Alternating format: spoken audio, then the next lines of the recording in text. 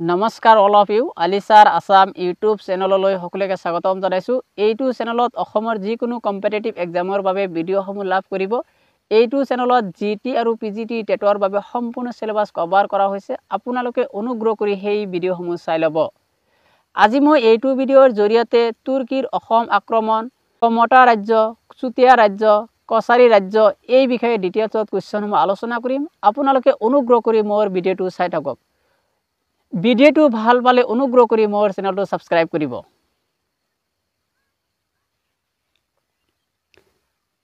বখতিয়াৰ খিলজিৰ অসম আক্ৰমণৰ কথা কোনখন শিলালিপিত পোৱা যায়?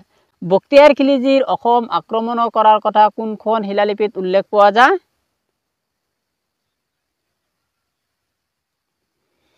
Option A Umachal rock inscription, option B Nidanpur rock inscription, option C Parbatiya rock inscription, option D Kanai Barshibowa rock inscription. এই অপশন কেইটাৰ ভিতৰত ৰাইট অপশন হ'ব অপশন নাম্বাৰ ডি, যে কানাই বৰশিবোৱা ৰক ইনস্ক্ৰিপশন। যে বখতিয়াৰ খিলজিয়ে অসম আক্ৰমণৰ কথা কানাই বৰশিবোৱা শিলালিপিত উল্লেখ পোৱা যায়। নিশ্চয় মনত ৰাখিব, সেই সময়ত কামৰূপৰ ৰজা আছিল পৃথু। নিশ্চয় মনত ৰাখিব, বখতিয়াৰ খিলজিয়ে যেতিয়া কামৰূপ ৰাজ্য আক্ৰমণ কৰিছিল তেতিয়া কামৰূপৰ ৰজা কোন আছিল? তেতিয়া আমি নিশ্চয় ক'ব পাৰিব লাগিব পৃথু। কানাই বৰশিবোৱা শিলালিপিটো ক'ত উদ্ধাৰ হৈছিল? কানাই বৰশিবোৱা শিলালিপিটো ক'ত উদ্ধাৰ হৈছিল? Option A Golaghat, option B Nagaon, option C north Guwahati, option D Nalbari. এই অপশন কেইটাৰ ভিতৰত ৰাইট অপশন হ'ব অপশন নাম্বাৰ সি, যে কানাই বৰশিবোৱা শিলালিপিটো ক'ত উদ্ধাৰ কৰা হৈছিল? তেতিয়া আমি নিশ্চয় ক'ব পাৰিব লাগিব নৰ্থ গুৱাহাটীত। মনত ৰাখিব, বখতিয়াৰ খিলজিয়ে কামৰূপ আক্ৰমণ কৰাৰ কথা আমি কোনটো শিলালিপিত পাওঁ? তেতিয়া আমি নিশ্চয় ক'ব পাৰিব লাগিব কানাই বৰশিবোৱা শিলালিপি। এই শিলালিপিটো ক'ত উদ্ধাৰ কৰা হৈছিল? তেতিয়া আমি নিশ্চয় ক'ব পাৰিব লাগিব উত্তৰ গুৱাহাটীত। ওকে। মহম্মদ বিন বখতিয়াৰ খিলজিয়ে কেতিয়া কামৰূপ আক্ৰমণ কৰিছিল? যে মহম্মদ বিন বখতিয়াৰ খিলজিয়ে কেতিয়া কামৰূপ আক্ৰমণ কৰিছিল? Option A 1206, option B 1227, option C 1257, option D 1228। এই অপশন কেইটাৰ ভিতৰত ৰাইট অপশন হ'ব অপশন নাম্বাৰ এ, যে বখতিয়াৰ খিলজিয়ে কামৰূপ ৰাজ্যখন কেতিয়া আক্ৰমণ কৰিছিল? তেতিয়া আমি নিশ্চয় ক'ব পাৰিব লাগিব 1206ত বখতিয়াৰ খিলজিয়ে কামৰূপ ৰাজ্য আক্ৰমণ কৰিছিল। ওকে। আৰু তেতিয়া আমি নিশ্চয় ক'লোৱে তেতিয়া কামৰূপৰ ৰজা আছিল ৰজা পৃথু। অসমত প্ৰথমবাৰ তুৰ্কীৰ আক্ৰমণ কেতিয়া হৈছিল? যে অসমত প্ৰথমবাৰ তুৰ্কীৰ আক্ৰমণ কেতিয়া হৈছিল? Option A 1206, option B 1227, option C 1257, option D 1228। এই অপশন কেইটাৰ ভিতৰত ৰাইট অপশন হ'ব অপশন নাম্বাৰ এ, অসমত প্ৰথমবাৰ তুৰ্কীৰ আক্ৰমণ হৈছিল 1206ত। নিশ্চয় মনত ৰাখিব, যে অসমত প্ৰথমবাৰ তুৰ্কীৰ আক্ৰমণ কেতিয়া হৈছিল? 1206ত হৈছিল। মহম্মদ বিন বখতিয়াৰ খিলজিয়ে আক্ৰমণ কৰিছিল। ওকে। প্ৰথম তুৰ্কী আক্ৰমণৰ সময়ত কামৰূপৰ ৰজা আছিল পৃথু। প্ৰথম তুৰ্কী আক্ৰমণৰ সময়ত কামৰূপৰ ৰজা আছিল পৃথু। নিশ্চয় মনত ৰাখিব, যে প্ৰথম তুৰ্কী আক্ৰমণৰ সময়ত কি আছিল? কামৰূপৰ ৰজা কোন আছিল? তেতিয়া আমি নিশ্চয় ক'ব পাৰিব লাগিব ৰজা পৃথু। বখতিয়াৰ খিলজি যেতিয়া কামৰূপ আক্ৰমণ কৰিছিল তেতিয়া কামৰূপৰ ৰজা কোন আছিল? বখতিয়াৰ খিলজি যেতিয়া কামৰূপ আক্ৰমণ কৰিছিল তেতিয়া কামৰূপৰ ৰজা কোন আছিল? এইটো অলৰেডি আলোচনা কৰা হৈছে। Option A Durlabh Narayan, option B Prithu, option C Sandhya, option D Dharma Narayan. এই অপশন কেইটাৰ ভিতৰত ৰাইট অপশন হ'ব অপশন নাম্বাৰ বি। বখতিয়াৰ খিলজিয়ে যেতিয়া কামৰূপ ৰাজ্য আক্ৰমণ কৰিছিল তেতিয়া কামৰূপৰ ৰজা আছিল ৰজা পৃথু। ওকে। বখতিয়াৰ খিলজিৰ লগত কোনজন লেখক আহিছিল? যে বখতিয়াৰ খিলজিয়ে যেতিয়া কামৰূপ আক্ৰমণ কৰিছিল তেতিয়া বখতিয়াৰ খিলজিৰ লগত কোনজন লেখক কামৰূপলৈ আহিছিল বা অসমলৈ আহিছিল? Option A Shihabuddin Talish, option B Abdur Rahim, option C Harihar Bipra, option D Minhaj. এই অপশন কেইটাৰ ভিতৰত ৰাইট অপশন হ'ব অপশন নাম্বাৰ ডি। বখতিয়াৰ খিলজিয়ে যেতিয়া কামৰূপ ৰাজ্য আক্ৰমণ কৰিছিল তেতিয়া তেওঁৰ লগত মিনহাজ নামৰ লেখকজন আহিছিল। ওকে।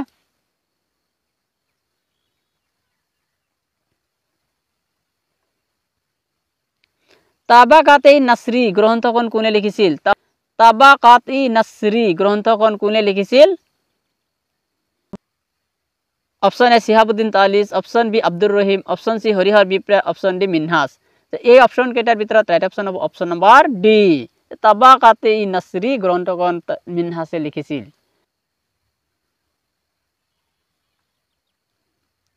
মেজ জনগোষ্ঠীৰ কোনজন ব্যক্তি মুছলমানলৈ ধৰ্মান্তৰিত হৈছিল মেজ জনগোষ্ঠীৰ কোনজন ব্যক্তি মুছলমানলৈ কনভাৰ্ট হৈছিল মেজ জনগোষ্ঠীৰ কোনজন ব্যক্তি মুছলমানলৈ কনভাৰ্ট হৈছিল option A Ali Mech option B Chand Sai option C both A and B option D none of the above এই অপশন কেইটাৰ ভিতৰত ৰাইট অপশন হ'ব অপশন নম্বৰ এ যে মেজ জনগোষ্ঠীৰ কোনজন ব্যক্তি মুছলমানলৈ কনভাৰ্ট হৈছিল তেতিয়া আমি নিশ্চয় ক'ব পাৰিব লাগিব আলী মেজ নামৰ ব্যক্তিজনে কি আছিল মুছলমানলৈ কনভাৰ্ট হৈছিল ওকে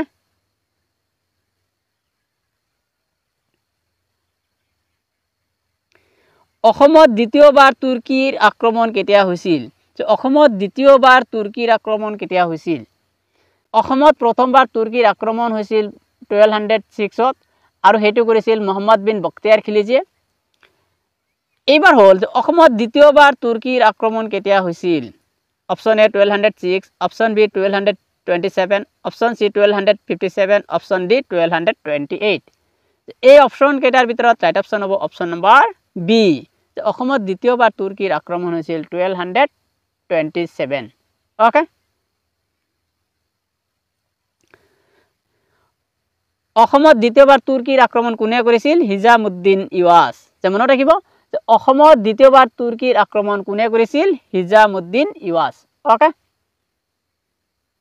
দ্বিতীয়বাৰ তুৰ্কী আক্ৰমণৰ সময়ত কামৰূপৰ ৰজা আছিল পৃথু নিশ্চয় মনত ৰাখিব তুৰ্কীৰ প্ৰথম আক্ৰমণৰ সময়ত কামৰূপৰ ৰজা আছিল পৃথু আৰু তুৰ্কীৰ দ্বিতীয় আক্ৰমণৰ সময়ত কামৰূপৰ ৰজা আছিল পৃথু ওকে অসমত তৃতীয়বাৰ তুৰ্কীৰ আক্ৰমণ কেতিয়া হৈছিল অসমত তৃতীয়বাৰ তুৰ্কীৰ আক্ৰমণ কেতিয়া হৈছিল আমি নিশ্চয় পালো যে অসমত প্ৰথমবাৰ তুৰ্কীৰ আক্ৰমণ হৈছিল 1206 হৈছিল মোহাম্মদ বিন বখতিয়াৰ খিলজীয়ে আক্ৰমণ কৰিছিল অসমত দ্বিতীয়বাৰ তুৰ্কীৰ আক্ৰমণ হৈছিল 1227 হিজামুদ্দিন ইৱাজে আক্ৰমণ কৰিছিল এইবাৰ হ'ল অসমত তৃতীয়বাৰ তুৰ্কীৰ আক্ৰমণ কেতিয়া হৈছিল option A 1206 option B 1227 option C 1257 option D 1228 এই অপশন কেইটাৰ ভিতৰত ৰাইট অপশন হ'ব অপশন নম্বৰ সি অসমত তৃতীয়বাৰ তুৰ্কীৰ আক্ৰমণ হৈছিল 1257 ওকে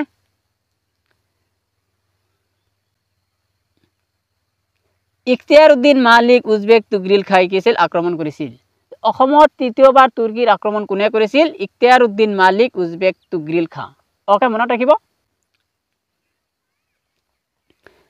তৃতীয়বাৰ তুৰ্কী আক্ৰমণৰ সময়ত কামৰূপৰ ৰজা আছিল চন্দা তৃতীয়বাৰ তুৰ্কী আক্ৰমণৰ সময়ত কামৰূপৰ ৰজা আছিল চন্দা এই আক্ৰমণত কামৰূপৰ ৰজা চন্দা পৰাজয় হৈছিল তৃতীয়বাৰ যেতিয়া তুৰ্কীৰ আক্ৰমণ হৈছিল তেতিয়া কি হৈছিল কামৰূপৰ ৰজা আছিল চন্দা এই আক্ৰমণত কামৰূপৰ ৰজা চন্দা পৰাজয় হৈছিল কামৰূপৰ শেষৰজন ৰজা কোন আছিল কামৰূপৰ শেষৰজন ৰজা কোন আছিল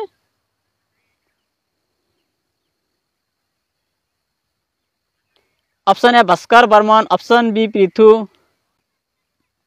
option C Chanda option D Nilambar এই অপশন কেইটাৰ ভিতৰত ৰাইট অপশন হ'ব অপশন নম্বৰ সি কামৰূপৰ শেষৰজন ৰজা আছিল চন্দা নিশ্চয় মনত ৰাখিব যে কামৰূপৰ শেষৰজন ৰজা কোন আছিল চন্দা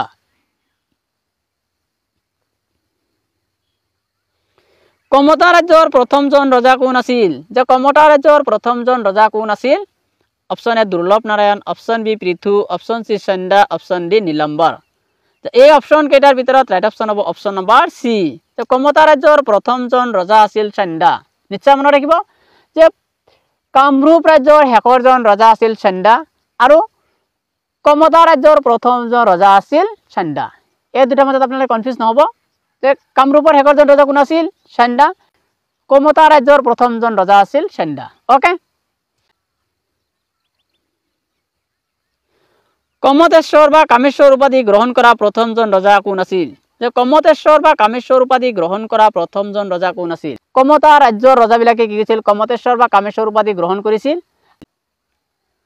option A Durlabh Narayan option B Prithu option C Nilambar option D Chanda এই অপশন কেইটাৰ ভিতৰত ৰাইট অপশন হ'ব অপশন নম্বৰ ডি আমি নিশ্চয় পালো যে কমতাৰ প্ৰথমজন ৰজা আছিল চণ্ডা আৰু আমি এটোও জানো যে কমতাৰ ৰজাসকলে কমতেশ্বৰ বা কামেশ্বৰ উপাধি গ্ৰহণ কৰিছিল ওকে মনত ৰাখিব যে কমতেশ্বৰ বা কামেশ্বৰ উপাধি গ্ৰহণ কৰা প্ৰথম ৰজা আছিল চণ্ডা ওকে ৰাম সৰস্বতী কাৰ ৰাজসভাৰ কবি আছিল যে ৰাম সৰস্বতী কাৰ ৰাজসভাৰ কবি আছিল option A Durlabh Narayan option B Prithu option C Nilambar option D Chanda এই অপশন কেইটাৰ ভিতৰত ৰাইট অপশন হ'ব option number A Ram Saraswati কি আছিল দুৰ্লভ নাৰায়ণৰ ৰাজসভাৰ কবি আছিল নিশ্চয় মনত ৰাখিব ৰাম সৰস্বতী হেম সৰস্বতী হৰিহৰ বিপ্ৰ দুৰ্লভ নাৰায়ণৰ ৰাজসভাৰ কবি আছিল নিশ্চয় মনত ৰাখিব ৰাম সৰস্বতী হেম সৰস্বতী হৰিহৰ বিপ্ৰ দুৰ্লভ নাৰায়ণৰ ৰাজসভাৰ কবি আছিল যে দুৰ্লভ নাৰায়ণৰ ৰাজসভাৰ কবি আছিল কোন ৰাম সৰস্বতী হেম সৰস্বতী হৰিহৰ বিপ্ৰ okay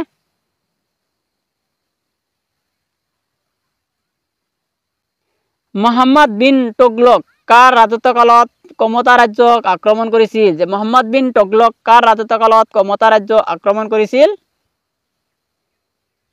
option A Durlabh Narayan option B Prithu option C Nilambar option D Chanda এই অপশন কেইটাৰ ভিতৰত ৰাইট অপশন হ'ব অপশন নম্বৰ এ যে মোহাম্মদ বিন তুগলক কি কৰিছিল দুৰ্লভ নাৰায়ণৰ ৰাজত্বকালত কমতা ৰাজ্য আক্ৰমণ কৰিছিল ওকে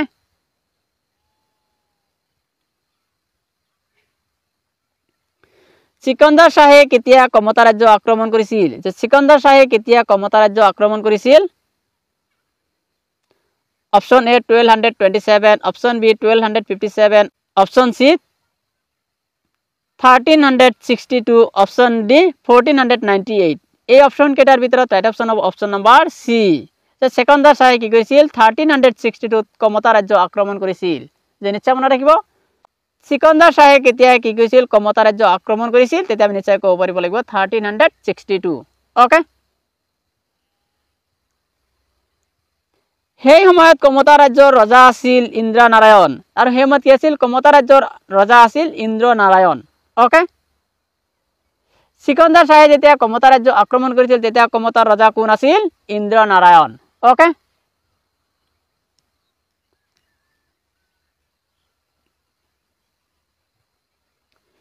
খেন বংশৰ প্ৰতিষ্ঠাতা কোন আছিল যে খেন বংশৰ প্ৰতিষ্ঠাতা কোন আছিল অপশন এ দুৰ্লভ নাৰায়ণ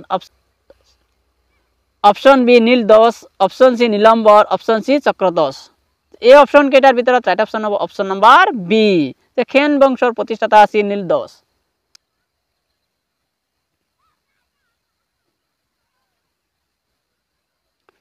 খেন বংশৰ শেষৰজন ৰজা কোন আছিল যে খেন বংশৰ শেষৰজন ৰজা কোন আছিল option A Durlabh Narayan option B Neel Das option C Nilambar option সি চক্ৰধ্বজ এই অপশন কেইটাৰ ভিতৰত ৰাইট অপশন হ'ব অপশন নম্বৰ সি যে খেন বংশৰ শেষৰজন ৰজা আছিল নীলম্বৰ খেন বংশৰ শেষৰজন ৰজা কোন আছিল নীলম্বৰ আৰু খেন বংশৰ প্ৰতিষ্ঠাতা কোন আছিল নীল দাস খেন বংশৰ শ্ৰেষ্ঠ ৰজা কোন আছিল নীলম্বৰ এইটো মনত ৰাখিব যে খেন বংশৰ শ্ৰেষ্ঠ ৰজা কোন আছিল নীলম্বৰ খেন বংশৰ শ্ৰেষ্ঠ ৰজা কোন আছিল নীলম্বৰ ওকে কমতা ৰাজ্যৰ শেষৰজন ৰজা কোন আছিল যে কমতা ৰাজ্যৰ শেষৰজন ৰজা কোন আছিল আমি অলৰেডি পাই আহিলো কামৰূপৰ শেষৰজন ৰজা আছিল চণ্ডা আৰু কমতা ৰাজ্যৰ প্ৰথমজন ৰজা আছিল চণ্ডা আমি অলৰেডি পাই আহিলো কামৰূপৰ শেষৰজন ৰজা আছিল চণ্ডা আৰু কমতা ৰাজ্যৰ প্ৰথমজন ৰজা আছিল চণ্ডা এতিয়া আহিল কমতা ৰাজ্যৰ শেষৰজন ৰজা কোন আছিল option A Durlabh Narayan option B Neel Das option C Nilambar option সি চক্ৰধ্বজ এই অপশন কেইটাৰ ভিতৰত ৰাইট অপশন হ'ব অপশন নম্বৰ সি কমতা ৰাজ্যৰ শেষৰজন ৰজা আছিল নীলম্বৰ যে নিশ্চয় মনত ৰাখিব কনফিউজ নহব কমতা ৰাজ্যৰ শেষৰজন ৰজা আছিল নীলম্বৰ খেন বংশৰ শেষৰজন ৰজা আছিল নীলম্বৰ খেন বংশৰ শ্ৰেষ্ঠ ৰজা আছিল নীলম্বৰ ওকে মনত ৰাখিব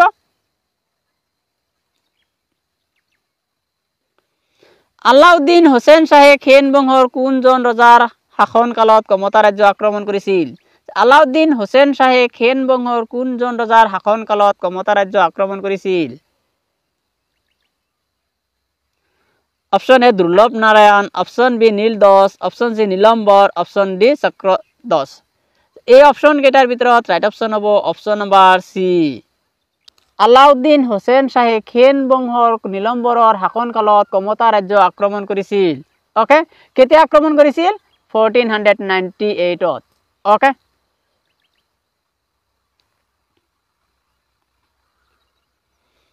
চুতীয়া ৰাজ্যৰ প্ৰতিষ্ঠাতা কোন আছিল চুতীয়া ৰাজ্যৰ প্ৰতিষ্ঠাতা কোন আছিল option A Birpal option B Dhir Narayan option C Chandra Narayan option D Nitipal এই অপশন কেইটাৰ ভিতৰত right option option number A Chutia ৰাজ্যৰ প্ৰতিষ্ঠাতা কোন আছিল বীৰপাল বীৰপালৰ আন এটা নাম আছিল গয়াপাল ওকে বীৰপালৰ আন এটা নাম হল গয়াপাল আমি বীৰপালক আমি কি নামে জানো গয়াপাল নামেও জানো ওকে চুতীয়াসকলৰ প্ৰথম ৰাজধানী ক'ত আছিল চুতীয়াসকলৰ প্ৰথম ৰাজধানী ক'ত আছিল option A Sadiya option B Swarnagiri option C Ratanpur option D none of the above এই অপশন কেইটাৰ ভিতৰত ৰাইট অপশন হ'ব অপশন নম্বৰ বি চুতীয়াসকলৰ প্ৰথম ৰাজধানী আছিল স্বৰ্ণগিৰি নিশ্চয় মনত ৰাখিব চুতীয়াসকলৰ প্ৰথম ৰাজধানী ক'ত আছিল স্বৰ্ণগিৰি চুতীয়াসকলৰ প্ৰথম ৰাজধানী আছিল স্বৰ্ণগিৰি চুতীয়াসকলৰ প্ৰথম ৰাজধানী ক'ত আছিল স্বৰ্ণগিৰি চুতীয়াসকলৰ দ্বিতীয় ৰাজধানী আছিল ৰতনপুৰ আৰু চুতীয়াসকলৰ দ্বিতীয় ৰাজধানী ক'ত আছিল ৰতনপুৰ আৰু চুতীয়াসকলৰ শেষৰ ৰাজধানী আছিল সদিয়া আৰু চুতীয়াসকলৰ শেষৰ ৰাজধানী ক'ত আছিল সদিয়া ওকে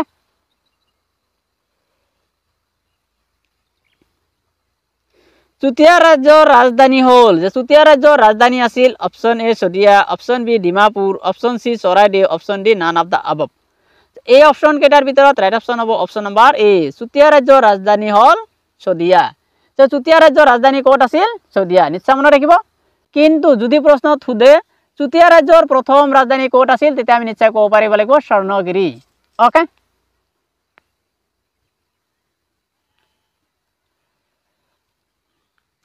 চুতীয়াসকলৰ শ্ৰেষ্ঠ ৰজা কোন আছিল চুতীয়াসকলৰ শ্ৰেষ্ঠ ৰজা কোন আছিল option A Gauri Narayan option B Dhir Narayan option C Chandra Narayan option D Nitipal এই অপশন কেইটাৰ ভিতৰত ৰাইট অপশন হ'ব অপশন নম্বৰ এ চুতীয়াসকলৰ শ্ৰেষ্ঠ ৰজা আছিল গৌৰী নাৰায়ণ ওকে গৌৰী নাৰায়ণ আছিল চুতীয়াসকলৰ দ্বিতীয় ৰজা গৌৰী নাৰায়ণ কি আছিল চুতীয়াসকলৰ দ্বিতীয় ৰজা গৌৰী নাৰায়ণক ৰত্নদশ পাল বুলিও কোৱা হয় গৌৰী নাৰায়ণক কি বুলি কোৱা হয় ৰত্নদশ পাল বুলিও কোৱা হয় মনত ৰাখিব গৌৰী নাৰায়ণক আমি কি বুলি জানো ৰত্নদশ পাল বুলিও জানো ওকে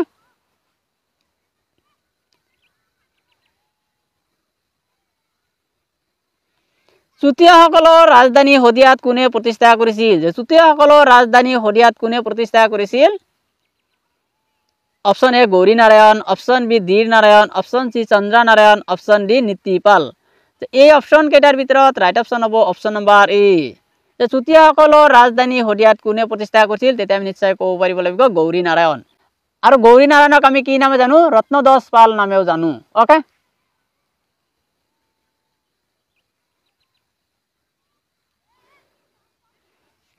গৌৰী নাৰায়ণে চুতীয়াসকলৰ ৰাজধানী সদিয়াত কেতিয়া প্ৰতিষ্ঠা কৰিছিল তেতিয়া আমি নিশ্চয় ক'ব পাৰিব লাগিব 1248 ওকে গৌৰী নাৰায়ণে চুতীয়াসকলৰ ৰাজধানী সদিয়াত কেতিয়া প্ৰতিষ্ঠা কৰিছিল তেতিয়া আমি নিশ্চয় ক'ব পাৰিব লাগিব 1248 চুতীয়াসকলৰ স্থায়ী ৰাজধানী আছিল সদিয়া আৰু চুতীয়াসকলৰ স্থায়ী ৰাজধানী কোনটো আছিল তেতিয়া আমি নিশ্চয় ক'ব পাৰিব লাগিব সদিয়া ওকে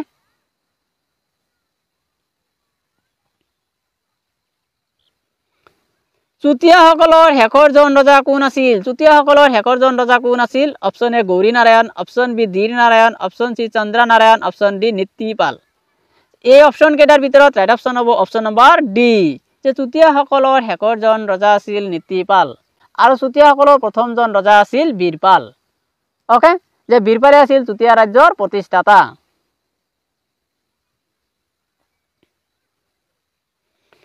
সতী সাদিনী নীতিপালৰ লগত বিয়া হৈছিল সতী সাদিনীৰ নীতিপালৰ লগত বিয়া হৈছিল সতী সাদিনীয়ে চন্দনগিৰি পৰ্বতৰ পৰা জঁপিয়াই আত্মহত্যা কৰিছিল সতী সাদিনীয়ে চন্দনগিৰি পৰ্বতৰ পৰা জঁপিয়াই আত্মহত্যা কৰিছিল সেইবাবে প্ৰতি বছৰে অসম চৰকাৰে 21 এপ্ৰিল তাৰিখে সতী সাদিনী দিৱস পালন কৰে সতী সাদিনীৰ নীতিপালৰ লগত বিয়া হৈছিল সতী সাদিনীয়ে চন্দনগিৰি পৰ্বতৰ পৰা জঁপিয়াই আত্মহত্যা কৰিছিল সেইবাবে প্ৰতি বছৰে অসম চৰকাৰে 21 এপ্ৰিল তাৰিখে সতী সাদিনী দিৱস পালন কৰে সতী সাধিনীৰ পিতৃ কোন আছিল সতী সাধিনীৰ পিতৃ কোন আছিল option A Gauri Narayan option B Dhir Narayan option C Chandra Narayan option D Nitipal এই অপশন কেইটাৰ ভিতৰত ৰাইট অপশন হ'ব অপশন নম্বৰ বি সতী সাধিনীৰ পিতৃ আছিল ধীৰ নাৰায়ণ ওকে মনত ৰাখিব Dharmadas Pal also known as Dhir Narayan যে সতী সাধিনীৰ পিতৃ কোন আছিল Dhir Narayan okay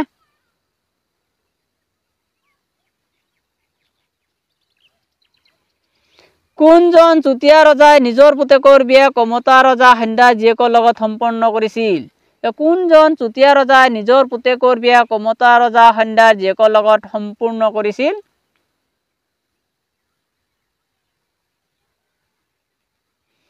option A Gauri Narayan option B Dhir Narayan option C Chandra Narayan option D Nitipal এই অপশন কেইটাৰ ভিতৰত ৰাইট অপশন হ'ব অপশন নম্বৰ এ যে গৌৰী নাৰায়ণ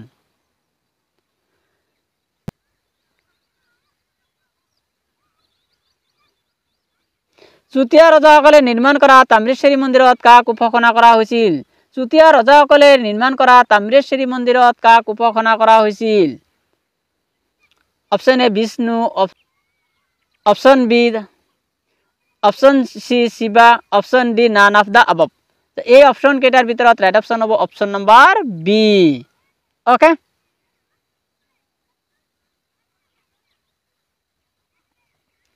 কছাৰীসকলৰ ৰাজধানী কি আছিল কছাৰীসকলৰ ৰাজধানী কি আছিল option A Dimapur option B Sadiya option C Haruppeswar option D Charaideo যে এই অপশন কেইটাৰ ভিতৰত ৰাইট অপশন হ'ব অপশন নম্বৰ এ কছাৰীসকলৰ ৰাজধানী আছিল ডিমাপুৰ নিশ্চয় মনত ৰাখিব কছাৰীসকলৰ ৰাজধানী ক'ত আছিল Dimapur okay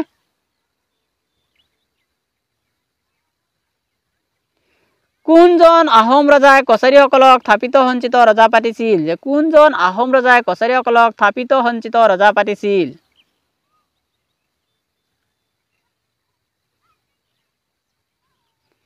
option A Sudangpha option B সুহুংমুং option C Sukapha option D Pratap Singha এই অপশন কেইটাৰ ভিতৰত ৰাইট অপশন হ'ব অপশন নম্বৰ বি কোনজন আহোম ৰজাই কছাৰীসকলক থাপিত সঞ্চিত ৰজা পাতিছিল তেতিয়া আমি নিশ্চয় ক'ব পাৰিব লাগিব সুহুংমুং সুহুংমুঙে কছাৰীসকলক থাপিত সঞ্চিত ৰজা পাতিছিল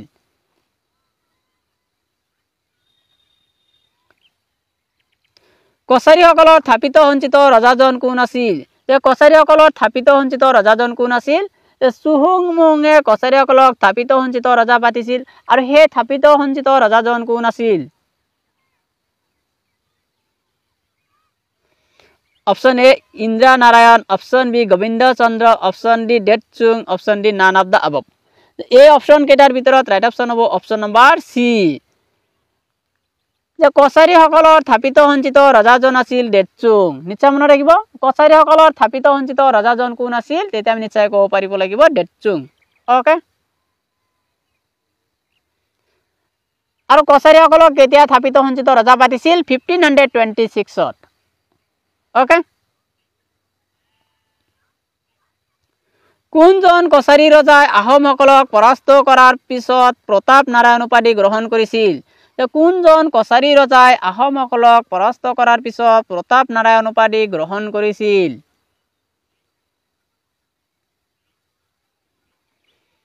option A Indra Narayan option B Gobinda Chandra option C Detchung option D none of the above এই অপশন কেইটাৰ ভিতৰত ৰাইট অপশন হ'ব অপশন নম্বৰ এ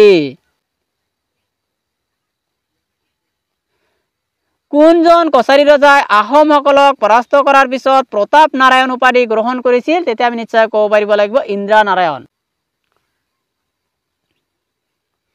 কছাৰীসকলৰ শেষৰজন ৰজা কোন আছিল যে কছাৰীসকলৰ শেষৰজন ৰজা কোন আছিল option A Indra Narayan option B Gobinda Chandra option C Detchung option D none of the above এই অপশন কেইটাৰ ভিতৰত ৰাইট অপশন হ'ব অপশন নম্বৰ বি কছাৰীসকলৰ শেষৰজন ৰজা আছিল Gobinda Chandra okay Ibn Battuta কেতিয়া অসমলৈ আহিছিল ইবনু বতুতা কেতিয়া অসমলৈ আহিছিল option A 12th century option B 16th century option D 14th century option D none of the above এই অপশন কেইটাৰ ভিতৰত ৰাইট অপশন হ'ব অপশন নম্বৰ সি ইবনু বতুতা 14th centuryত অসমলৈ আহিছিল ওকে ডিমাপুৰৰ পুৰণি নাম কি আছিল? ডিমাপুৰৰ পুৰণি নাম কি আছিল?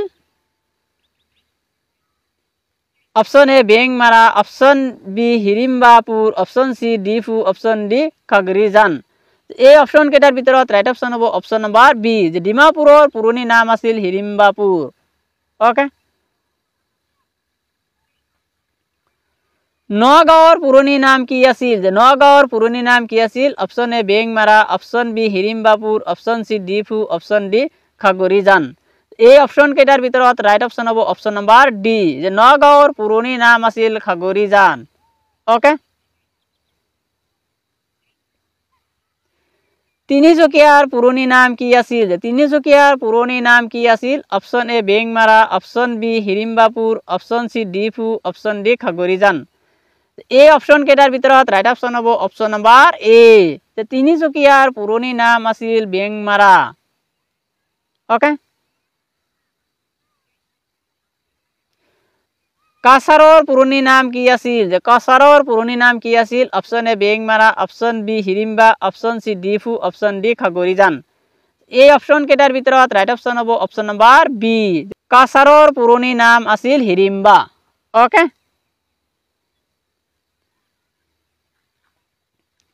মটকসকলৰ প্ৰথম ৰজা কোন আছিল? যে মটকসকলৰ প্ৰথম ৰজা কোন আছিল?